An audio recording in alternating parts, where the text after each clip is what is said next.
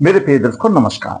प्रिय दर्शकों, ऋषि ज्योतिष में मैं आपका दिल से स्वागत करता हूं और आपको बहुत धन्यवाद देता हूं कि आप मेरे वीडियो बड़ी उत्सुकता से देख रहे हैं। और आपसे आग्रह भी करता हूं कि वीडियो अच्छा लगे तो आप लाइक करें, दो शब्द कमेंट्स में भी लिख दें। आपके पास कोई सुझाव है तो वो भी लिख दें, ताकि मेरा मनोबल भी ऊंचा होता है और मेरे भी ज्ञान की वृद्धि होती है। दर्शकों, वीडियो तो मेरा रोजाना ही महत्वपूर्ण है और आज का वीडियो सबसे अधिक महत्वपूर्ण है। आप सोचेंगे कि रोजाना ही महत्वपूर्ण है और आज का सबसे अधिक महत्वपूर्ण कैसे है। मैंने पहले भी वीडियो एक दो बार बहुत पहले बनाया था ऐसा।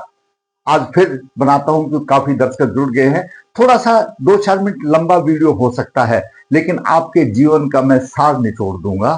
आज का जो वीडियो है, आज का वीडियो है जब हमारे बच्चे जब जवानी की देली पर कदम रखते हैं तो माता पिता को ये चिंता होती है कि हमने अभी शादी करनी है और शादी के लिए वर या कन्या ढूंढना शुरू कर देते हैं।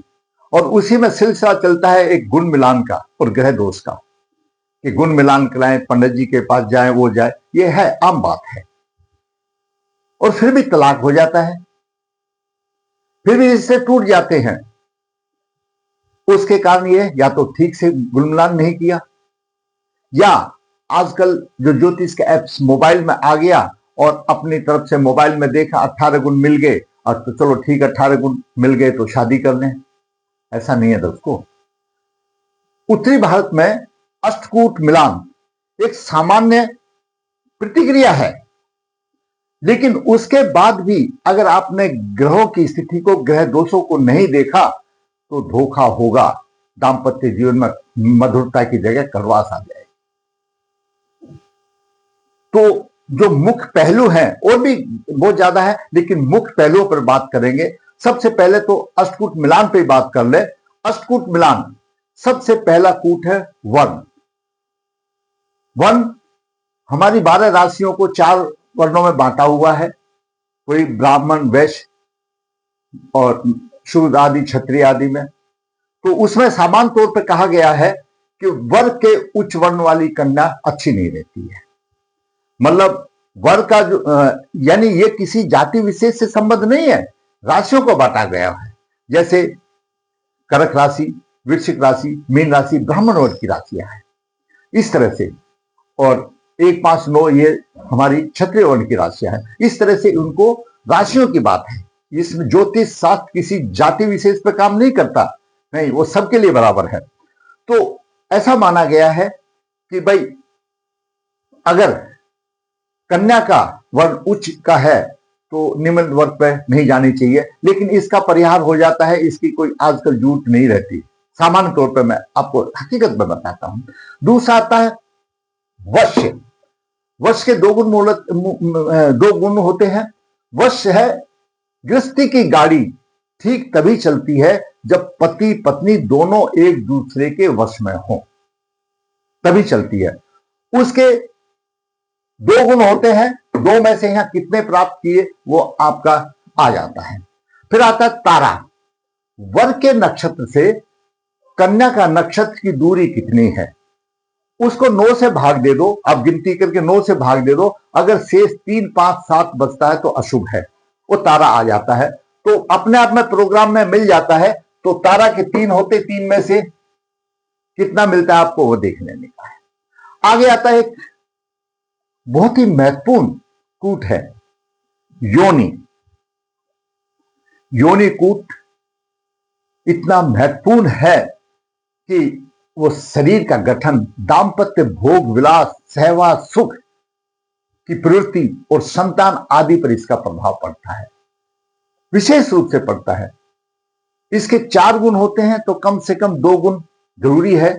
4 में से 4 मिले तो उत्तम है, 3 मिले तो और अच्छा है, लेकिन 2 सम है। 1 योनि वैर है और 0 महावैर है। योनि का मतलब मैं आपको ये बता दूं, आम आदमी समझता है, जो मैं उदाहरण दूंगा, सर्प और नेवला।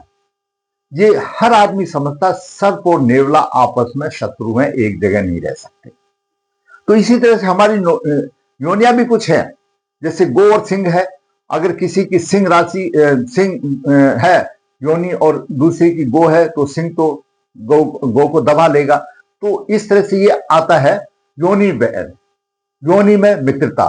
तो एक मित्रता होनी चाहिए, तभी दाम्पत्य सुख चल सकता है।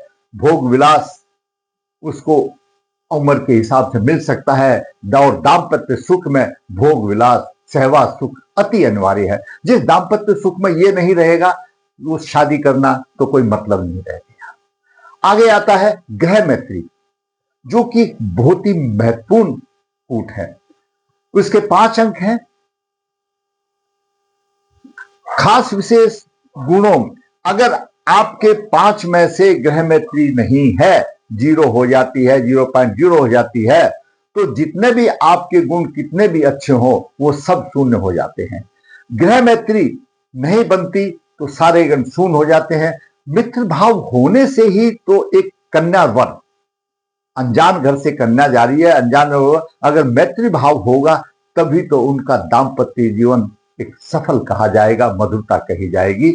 तो अगर गृह मैत्री नहीं है, बाकी चाहे आपके पूरे के गुण कूट मिलते हो, वो सब बेकार हैं, कोई मतलब नहीं है उसका। और जो से गण अच्छा, दूसरा आता है फिर गण, छठा गुट आता है गण का। गण 3 ही होते हैं, देवता, मनुष्य और राक्षस। इनमें से बालक की प्रवृत्ति होती है, भाई देवता जैसी प्रवृत्ति है, राक्षस जैसी है, मनुष्य जैसी है। तो अब दोनों में से आप समझते हैं, राक्षस राक्षस हो तो अच्छा हो जाता है, देवता देवता हो तो अच्छा हो जाता है, मनुष्य मनुष्य अच्छा हो जाता है। ये भी है, इसका भी प्रभाव पड़ता है। भुकुट, भुकुट जो है दाम्पत्य प्रेम में सुख हानि को दर्शाता है। वर कन्या की राशि की परस्पर कितनी दूरी है उसको बताता है, ये भी है। इसके भी 7 पॉइंट होते हैं, या तो 0 होंगे या 7 होंगे। आगे चलता है, वो भी एक महत्वपूर्ण है, नाड़ी दोष। नाड़ी दोनों, कन्या की और पुरुष की दोनों की अगर एक ही नाड़ी हो तो अशुभ माना गया है। देखो, दोनों की अगर एक ही नाड़ी है, अगर मान लिया आदि नाड़ी दोनों की है तो पति के लिए हानिकारक है, और मध्य नाड़ी दोनों की है तो वह कन्या के लिए हानिकारक है, और अनंत नाड़ी दोनों की है तो दोनों के लिए ही हानिकारक है। और शास्त्रों में ऐसा प्रभाव बताया गया है। नाड़ी दोष, कुछ ऐसे बोलते हैं कि ब्राह्मण वर्ण या ब्राह्मण राशि, नहीं, सभी के लिए ही है। थोड़ा बहुत ब्राह्मण वर्ण की राशि के लिए अधिक बताया, राशि मतलब 4, 8, 12 राशि वालों का अगर कोई है तो उसके लिए प्रबल दोष हो जाता है, बाकी के लिए दोष तो होता ही है।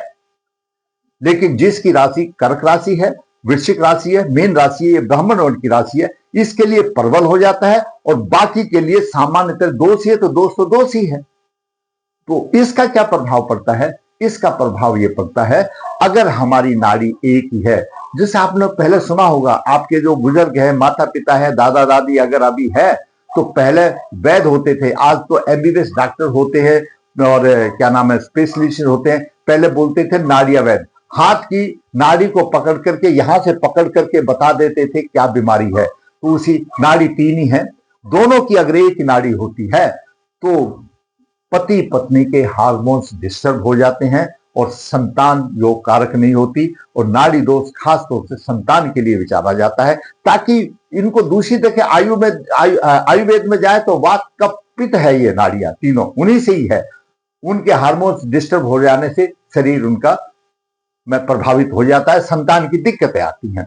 ये रसकूट मिलान में ये आता है। अब हमने यहां तक, आगे हम बात खत्म करते हैं। ये पुरुष की कुंडली है, ये स्त्री की कुंडली है। मैंने डेट नहीं लिखा है ताकि किसी की मर्यादा के ऊपर कोई फर्क ना पड़े, तो ये विषय ही ऐसा है। नक्षत्र चित्रा चरण 2, योनि व्याघ्र, गण राक्षस, नाड़ी मध्य, राशि कन्या और वर्ण वैश्य है। पुरुष की कुंडली है। कन्या की है नक्षत्र मूल नक्षत्र 3, योनि स्वान, गण राक्षस, नाड़ी आदि और राशि धनु है। इनका जब हमने कुल मिलान किया है तो इस तरह से आते हैं। वर्ण 1 में से 0 मिला, वश में से 2 मिला, तारा 3 में से 1.5 मिला, योनि 4 में से 1 मिला, और ग्रह मैत्री में से 0.5, 0 ही है वो, कोई नहीं है। और गुण 6 मिले, और भूकट 7 में 7, नाड़ी 8 में 7, कुल 36 में से 26 गुण मिल गए। साधारण तौर पर बोलोगे अब 26 गुण मिल गए, बहुत अच्छा, शादी करो। सही बात है ना, क्यों 18 चाहिए, लेकिन नहीं, क्यों? वो सब शून्य हो गया जब ये ग्रह मैत्री ही नहीं है, जब वो आपस में मिलके ही नहीं रह सकते, तो ये 8, 6, 7 हम लेकर के क्या करेंगे जब रह ही नहीं सकते। फिर दूसरा, जब योनि में वैर हो गया, शादी होने के बाद अगर उनको सहवास सुख ही नहीं मिलेगा, भोगविलास नहीं मिलेगा, तो विवाह करने का फायदा क्या? अगर आप सोचते हैं तो फायदा होता है तो कमेंट बॉक्स में आप जरूर लिखना, लेकिन मैं समझता हूं उसका कोई फायदा क्या है। और ग्रह मैत्री के बिना शादी हो जाए उसका कोई फायदा है? मैं समझता हूं कोई फायदा नहीं है, तलाक होने वाली बात है। तो 26 गुण मिल के भी क्या करेंगे? उसके बाद और भी ग्रह योग है, हालांकि यहीं पर मैं इनके ग्रह योगों को बता करके फिर मैं थोड़ा सा सब्जेक्ट चेंज करूंगा। योग है, ये दोनों कमी है, बाकी कितना भी अच्छा होने दो, शादी बिल्कुल नहीं करनी चाहिए। वर्ग का लग्नेश सूर्य, वर्ग का लग्नेश शनि और सूर्य दोनों की युति है और केतु का प्रभाव है, और सूर्य और शनि प्रबल शत्रु है और केतु से दोनों पीड़ित है। क्या संभव है उसका घर बसना? प्रबल पितृदोष है ये। जब सूर्य शनि एक राशि में है, एक के 17 डिग्री, एक के 11 डिग्री, और केतु से पीड़ित है, दोनों सूर्य पीड़ित है, चंद्र शनि भी पीड़ित है, तो कैसे घर बसेगा? नहीं बसेगा। दूसरा, राहु और केतु विष नवास में है। चलो विष नवास में भी छोड़ दो, ना माने, लेकिन सप्तम भाव पर राहु का प्रभाव है, कैसे होगा? शुक्र से चतुर्थ राहु है।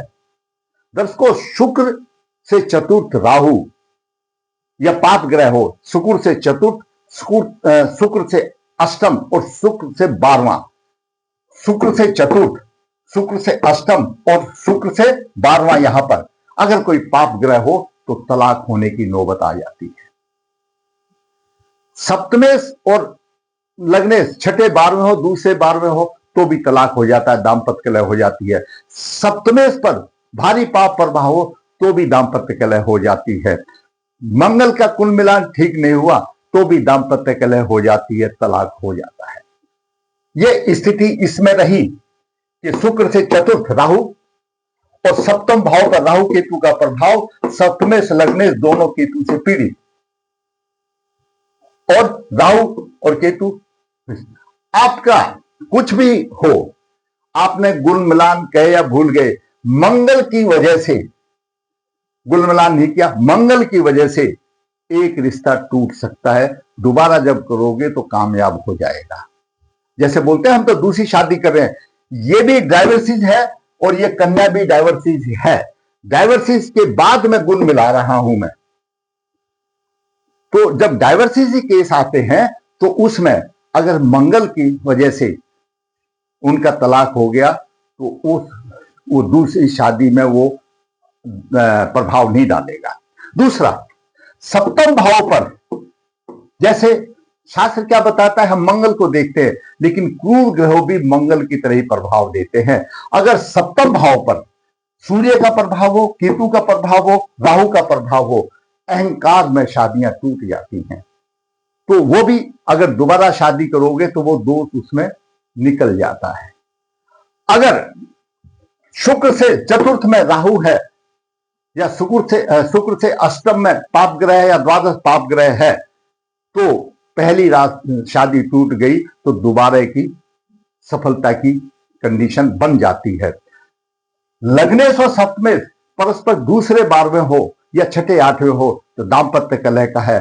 अगर एक शादी टूट गई तो दूसरी में ऐसा बताते मिठास मिल जाती है। ये है कारण, अब दूसरे व्यवहार में मिठास मिलने के वो पहली शादी में दोष कट जाते हैं। लेकिन लग्नेश और सप्तमेश यहां पर दोनों की युति और केतु से प्रभाव, जब तक इसका उपाय नहीं किया, जब तक इसका घर मधुरता में नहीं होगा, इस बालक का घर मधुरता में नहीं आएगा, ये समस्या आ जाती है। और उसके बाद हम नवास अगर देखते हैं तो नवास में हमको देखना चाहिए, हर कोई भी वर्ग कुंडली है उसका सबसे पहले चतुर्थ भाव और चतुर्थ भाव का स्वामी देखो। नवास का चतुर्थ भाव में मेष राशि है और चतुर्थ भाव का स्वामी मंगल राहु से पीड़ित है, शुक्र राहु से पीड़ित है। शुक्र भोग विलास का कारक है और मंगल चतुर्थ भाव का स्वामी, और इस चतुर्थ भाव पर शनि की दृष्टि आ गई और फिर लगन स्वयं को रिप्रेजेंट करता है, लगन में नीच का गुरु हो गया। ये दोस्त कहां जाएंगे, ये पहली शादी में नहीं करते। नवास में भी प्रॉब्लम आ गई और चतुर्थ भाव में भी दिक्कत आ गई, नहीं करते। जो लगन के दोष हैं, जो लगन कुंडली में अगर साधारण दोष है तो पहली शादी से वो निकल जाते हैं, उनको प्राय नहीं रखता। और आगे मैं और एक निष्कर्ष बता दूंगा। इस नवास में भी चतुर्थ भाव का स्वामी मंगल राहु से पीड़ित है। ये राहु तीनों ग्रहों के साथ में, शनि की भी यहाँ पर 10वीं हद देख रहा है, तो चतुर्थ भाव डिस्टर्ब है। दूसरा हम देखते हैं D30 दर्शो। D30 दुष्टता, असफलता का प्रतीक है और वो छठा भाव है। हर एक आदमी का D30 आप ऐसा मान लो छठा भाव है। जैसे ये छठा भाव है, ये जातक का द्वादश भाव, तो इसके सेवा सुख का भाव है, और ये छठा भाव पत्नी के सेवा सुख का भाव है। छठे भाव में लगन में सूर्य मंगल केतु राहु बैठे हुए, छठे भाव के यानी उसमें D30 में, D30 के लगन में सूर्य रंग राहु केतु बैठे हुए हैं, तो छठा भाव भी डिस्टर्ब है, यानी इसके पत्नी को सेवा सुख नहीं मिलने वाला। दूसरा हम D30 से क्या देखते हैं, D30 में जैसे छठा आठवें 12वें भाव के स्वामी की कोई दृष्टि इस पर नहीं है, या इससे कोई लगन हो तो नहीं है, वो सब उसमें ठीक है, लेकिन इसका ये लगन पीड़ित होना ही जीवन साथी को सेवा सुख नहीं मिलेगा। ये जीवन साथी का सेवा सुख है और ये खुद का सेवा सुख है। आगे इसमें बात यह यहां तक आ गई। अभी कन्या की हम कुंडली को देखते हैं, तो कन्या की कुंडली में क्या है, सप्तमेश अस्त है, सूर्य शनि राहु का प्रभाव है और शुक्र पर राहु का प्रभाव है। जहां पर अब मान लिया ये भी डाइवर्सी करना है, तो ये तो इसका मंगल के ऊपर तो प्रभाव ही रहेगा, सप्तम भाव तो यही रहेगा, नहीं होगा। क्यों दोष आए उसका उपचार करना पड़ेगा। अगर पहले कर लिया होता तो ये नौबत नहीं आती। तो यहां पर इसमें भी प्रॉब्लम आ गई और शुक्र पर राहु की भी दृष्टि आ गई और शुक्र की दृष्टि यहां पर भी आ गई, ये सारी चीज आ गई।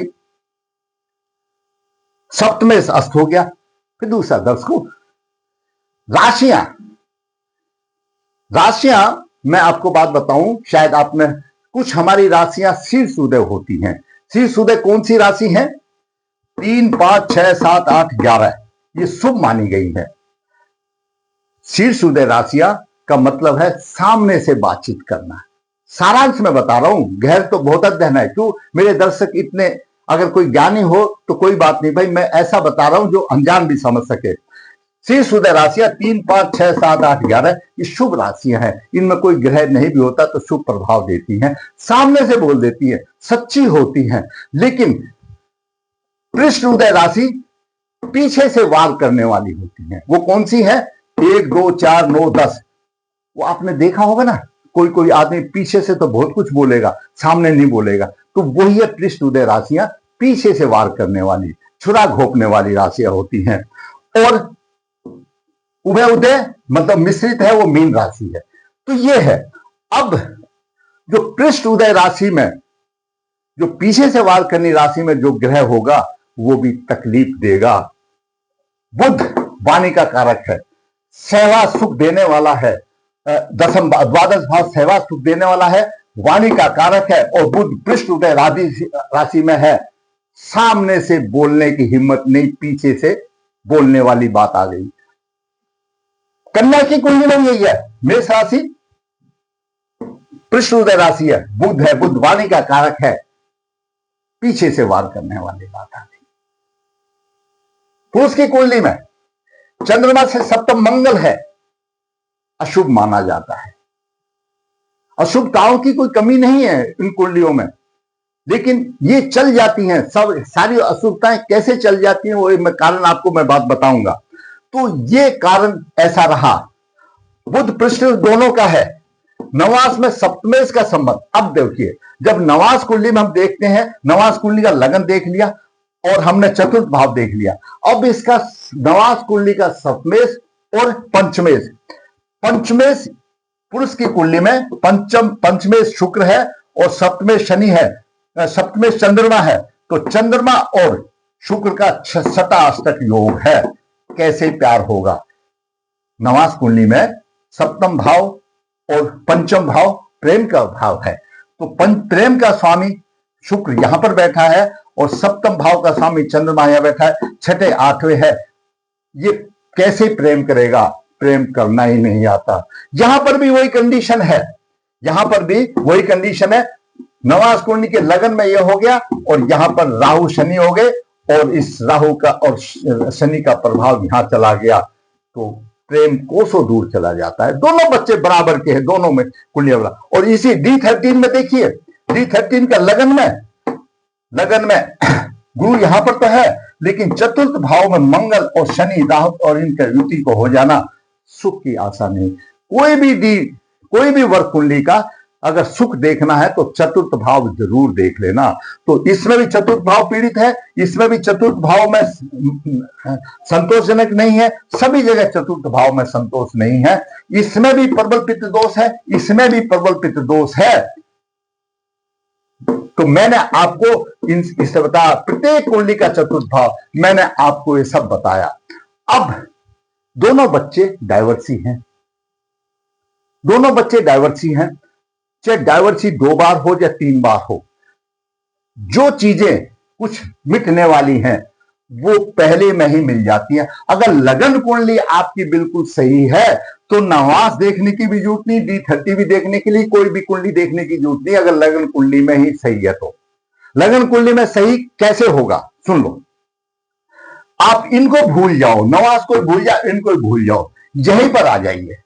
हम जब ने गुरु मिलान हमने किया, अगर हमारी योनि में है 2 पॉइंट आ जाते हैं और यहां पर ग्रह मैत्री हमारी अच्छी आ जाती है, 5 नंबर आ जाते हैं, मान लो यहां पर हमारे, मैं लिख दूं आपको, कोई बात नहीं, यहां पर हमने 5 नंबर ले लिया, यहां पर 2 भी ले लिया तो सक्सेस है, बाकी भूल जाओ। और ये तो जरूर चाहिए भाई, 8 जरूर चाहिए, नाड़ी तो 8 चाहिए जरूर। 8 और 5 13 और 2 15 हो गए, 3 आप इनमें से भी ले लो, 18 ही काफी हैं।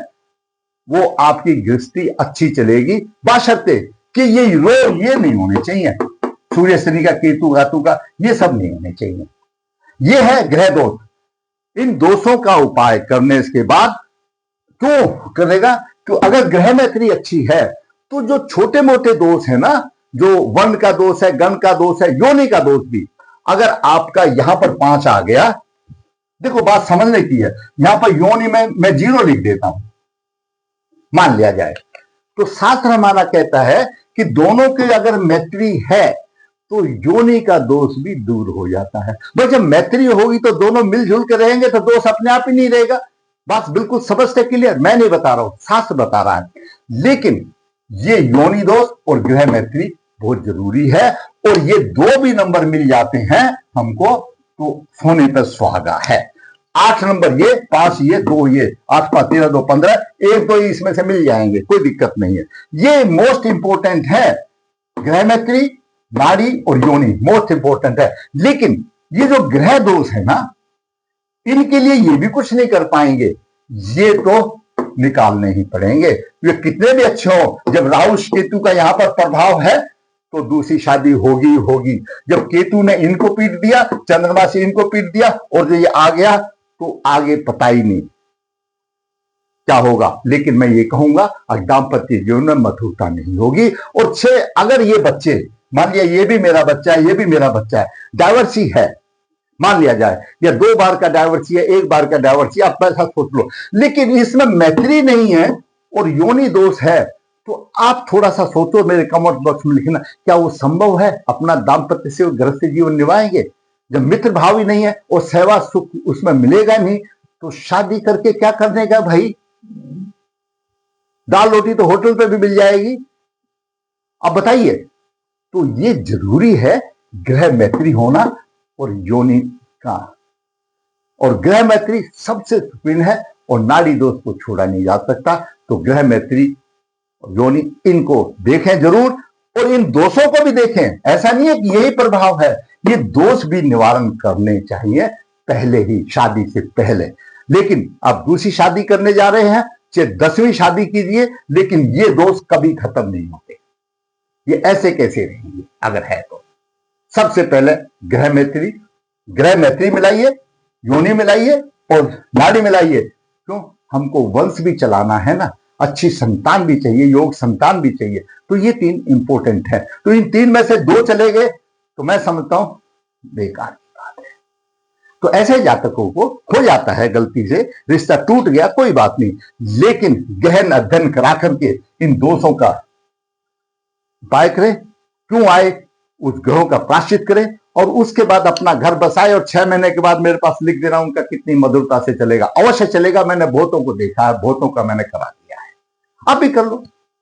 लेकिन बिना मैत्री और बिना योनि कूट के अगर ये शुभ नहीं है तो गृहस्थी नहीं चलने वाली है। अगर आपको मेरा वीडियो अच्छा लगा है तो लाइक करें, शेयर करें, और जिसने चैनल सब्सक्राइब करें, ताकि आने वाली वीडियो भी आपको अपडेट दे सके। धन्यवाद।